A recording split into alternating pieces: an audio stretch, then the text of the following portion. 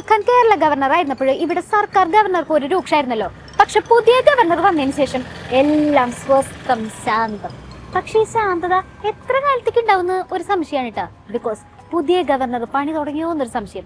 കഴിഞ്ഞ ദിവസം കാലിക്കറ്റ് സർവകലാശാലയുടെ ഒരു പരിപാടിയിൽ മൂപ്പര് പങ്കെടുക്കാൻ പോയപ്പോ SFIയുടെ സവർക്കർ വിരുദ്ധ ഫ്ലക്സ് കണ്ടു. അതോടെ മൂപ്പര് കലിപ്പായി. കുരായണം എന്ന് അവതരിപ്പിക്കുന്ന കഥയുടെ പേര് ആരാണ് Savarkar?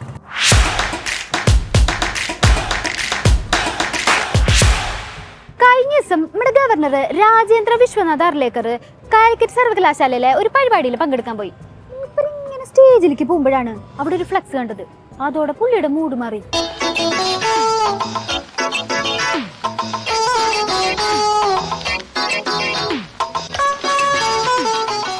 V need chancellor not Savarkar എന്നാണ് ആ ഫ്ലക്സിൽ എഴുതിയിരിക്കുന്നത്. കാര്യം നമ്മുടെ കുട്ടി സഖാക്കള് മുമ്പത്തെ ഗവർണർ ആരിഫ് മുഹമ്മദ് ഖാന് വേണ്ടിയിട്ട് എഴുതിയതായിരുന്നു.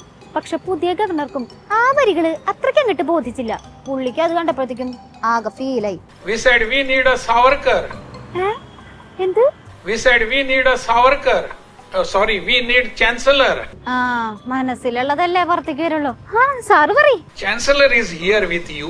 You do now whatever you want to do with the Chancellor. But what bad things Savarkar has done? Savarkar ഇങ്ങനെ കുറ്റപ്പെടുത്താൻ മാത്രം സവർക്കർ നിങ്ങളോട് എന്ത് തെറ്റാ ചെയ്തതെന്നാണ് ചോദ്യം. ഒരു സവർക്കർ ഫാൻ ബോയുടെ സ്വാഭാവിക ചോദ്യം. If you go through his educational thinking, you will understand what he has given to this society. ചരിത്രം പഠിച്ചാൽ അറിയാം സവർക്കർ രാജ്യത്തിന് നൽകിയ സംഭാവനകൾ എന്തൊക്കെയാണെന്ന്. ചരിത്രം അറിയാൻ ആരുമില്ല ഇവിടെ. സവർക്കർ ആരായിരുന്നു എന്ന് നമ്മൾ പഠിക്കുക വേണം, തർക്കമൊന്നുമില്ല. ഞങ്ങളത് പഠിച്ചിട്ടുണ്ട്. സവർക്കർ ആരായിരുന്നു എന്നും സവർക്കറെ കുറിച്ചും പഠിച്ചപ്പോഴാണ് ഞങ്ങൾക്ക് മനസ്സിലായത് അദ്ദേഹം മഹാത്മാഗാന്ധിയെ കൊന്ന കേസിലെ പ്രതിയായിരുന്നു എന്നുള്ളത്. തീർച്ചയായിട്ടും സവർക്കറെ എല്ലാവരും പഠിക്കണം. പിള്ളേരൊക്കെ മൊടയാണല്ലോ ഗവർണർജി. സവർക്കറെ കുറിച്ച് നല്ലൊരു ഉപദേശ ക്ലാസ് അങ്ങ് കൊടുത്താലോ? He has never thought of his own affairs, his home affairs, his house, his family. Never. He always thought of the others. സവർക്കറുടെ മനസ്സിൽ സ്വന്തം വീടിനെ കുറിച്ചായിരുന്നില്ല, സ്വന്തം രാജ്യത്തിനെ കുറിച്ച് മാത്രമായിരുന്നു ചിന്ത. അദ്ദേഹം വലിയൊരു വിപ്ലവകാരിയായിരുന്നു എന്നാണ് ഗവർണർ ഈ പരിപാടിയിൽ പങ്കെടുത്തിട്ട് പറഞ്ഞത്. ഇന്നിപ്പെട്ട എന്തെങ്കിലുമൊക്കെ നടക്കും. ഞങ്ങളുടെ കോമ്രേഡ്സ് ഒന്നും ഇങ്ങോട്ട് വരട്ടെ. സവർക്കർ എന്നുള്ള പേര് കേട്ടിട്ടുണ്ടെങ്കിൽ തന്നെ അവർ വലിച്ചു കയറി ഒട്ടിക്കില്ലേ? അവർക്ക് പലരെ കുറിച്ചും പല അഭിപ്രായങ്ങളും ഉണ്ടാകും. അദ്ദേഹത്തിന്റെ അഭിപ്രായം അങ്ങനെയായിരിക്കും. പൊതുവെ RSSകാരും BJPക്കാരൊക്കെ സവർക്കറെ വളരെയധികം ആദരിക്കുന്നവരുണ്ട്. ഞടിക്കുന്നൊക്കെ പറഞ്ഞിട്ട് ഇതെന്താ ഭയങ്കര സോഫ്റ്റ് വർത്താനം? സവർക്കർ വിഷയത്തിൽ ഈ നിലപാടിൽ എന്തെങ്കിലും മാറ്റം വന്നാ? ബ്രിട്ടീഷ് ഗവൺമെന്റിന് മാപ്പെഴുതി കൊടുത്ത് ജയിലിൽ നിന്നും പുറത്തു വന്ന ആളാണ്. അദ്ദേഹത്തിൻ്റെ പിന്നീടുള്ള ചരിത്രം ബ്രിട്ടീഷുകാരോടൊപ്പം നിന്ന് ഇന്ത്യൻ സ്വാതന്ത്ര്യ സമരത്തെ ശക്തമായി എതിർക്കുകയും അന്ന് RSSന്റെ നിലപാടുകളോടൊപ്പം നിൽക്കുകയും ചെയ്തിട്ടുള്ള ഒരു നിലപാട് സ്വീകരിച്ച ഒരാളാണ് സവർക്കർ. അപ്പൊ സവർക്കറുടെ കാര്യത്തിൽ മുമ്പ് പറഞ്ഞത് തന്നെയാണ് ഇപ്പോഴും പറയാനുള്ളത്. പക്ഷെ ഗവർണറുടെ കാര്യം വന്നപ്പോ സോഫ്റ്റ് ടോക്ക്. അതെന്താ അങ്ങനെ? അതെ, ഓരോരുത്തർക്കും അവരവർക്ക് ഇഷ്ടമുള്ള കാര്യങ്ങൾ അവർക്ക് പല സ്ഥലങ്ങളിലും പ്രകടിപ്പിച്ചേക്കും. അത്രയേ ഉള്ളൂ. അത് അങ്ങനെ ഇഷ്ടമുള്ളവർക്ക് ഇഷ്ടമുള്ള കാര്യം പറയാനുള്ള സ്ഥലമാണോ സർവകലാശാല? Something fishy. നമുക്ക് ഗോവിന്ദ മാഷോട് ചോദിച്ചാലോ? മാഷാവുമ്പോ ഇങ്ങനത്തെ കാര്യത്തില് നല്ല സ്ട്രോങ് ആയിട്ട് മറുപടി പറഞ്ഞോളൂ.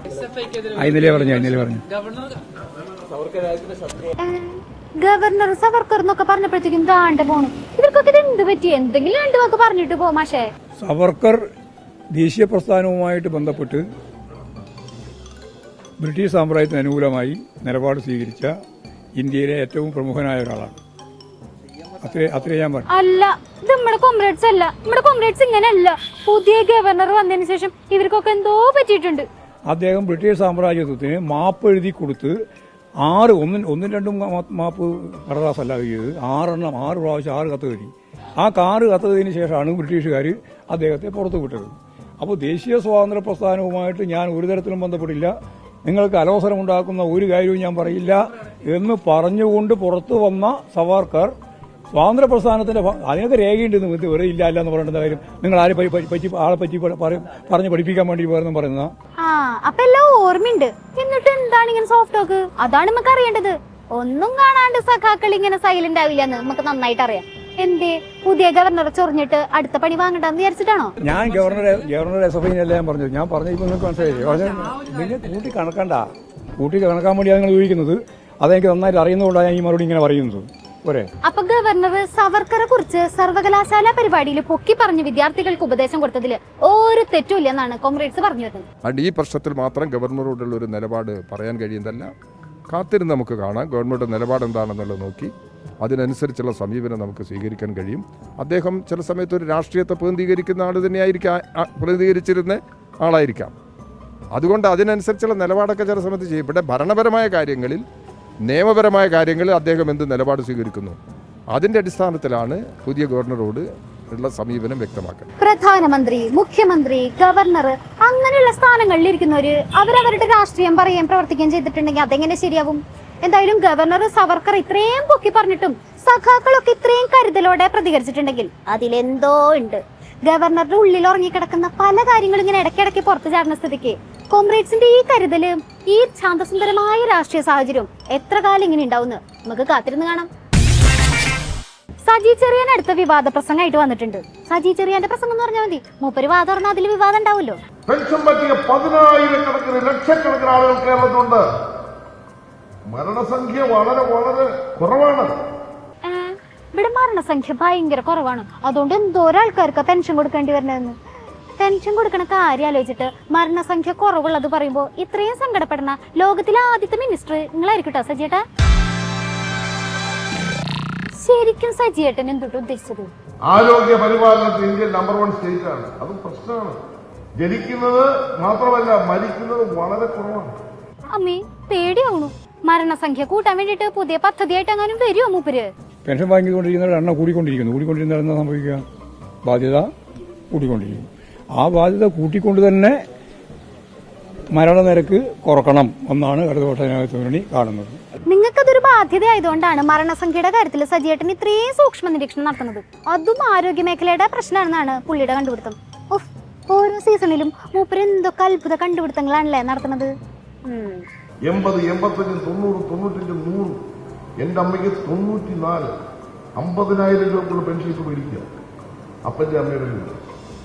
ഞാൻ തന്നെ ചോദിക്കാറ്, എന്റെ പൊന്നു തള്ള നിങ്ങൾക്ക് ഈ കാശല്ലേ ഉള്ളു? എന്റെ പൊന്നു സ്വന്തം അമ്മ പെൻഷൻ വാങ്ങിയപ്പോഴും ചോദിച്ചു, എന്റെ പൊന്നു തള്ളേ നിങ്ങൾക്ക് എന്തിനാണ് ഇത്രയും കാശെന്ന്. നിങ്ങളുടെ വകുപ്പ് ഏതാണെന്നാ പറഞ്ഞത്? സാംസ്കാരികല്ലേ? നല്ലതാ, നല്ല സംസ്കാരം. ഇത്തരം കാര്യങ്ങൾ നിരന്തരമായി ആവർത്തിച്ച് പറഞ്ഞു. ഒരു പ്രാവശ്യം മന്ത്രിപ്പണി പോയത് വീണ്ടും ഇതുപോലത്തെ കാര്യങ്ങൾ പറയാണ്. എത്ര പണി കിട്ടിയാലും അതൊന്നും ഞങ്ങളുടെ സജിയേട്ടന് ഒരു പ്രശ്നമേ അല്ല. ഇതാണ് പ്രശ്നം. ആളുകളുടെ മരണസംഖ്യ കുറവ്, പെൻഷൻ എണ്ണം കൂടിക്കൊണ്ടിരിക്കുന്നു. ഞാൻ എന്റെ അപ്പയുടെ കാര്യം പറഞ്ഞപ്പോൾ നാളെ ആരും വിഷമം പറ്റുന്നില്ല. ഇപ്പൊ ആർക്കും വിഷമായിട്ടില്ല, ഞഞ്ഞായിട്ടുണ്ട്. നീ വാ പൊളിക്കരുത് പ്ലീസ്.